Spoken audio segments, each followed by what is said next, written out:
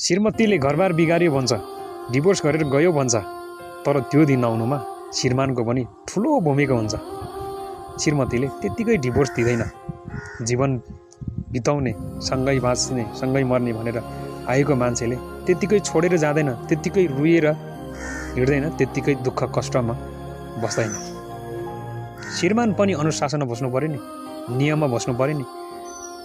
श्रीमतीको पीडा वेदना आँसु कहिल्यै नबुझ्ने, लालाबालालाई कहिल्यै पनि केयर नगर्ने, बाहिर लप्पन छप्पन गर्ने, ल्याङठ्याङ तरिकाले हिँड्ने, अनुशासनहीन भएर बस्ने, जिम्मेवारी कर्तव्यभन्दा बाहिरको काम गर्ने गरेपछि श्रीमतीले डिभोर्स दिँदैन, श्रीमतीले छोडेर जाँदैन।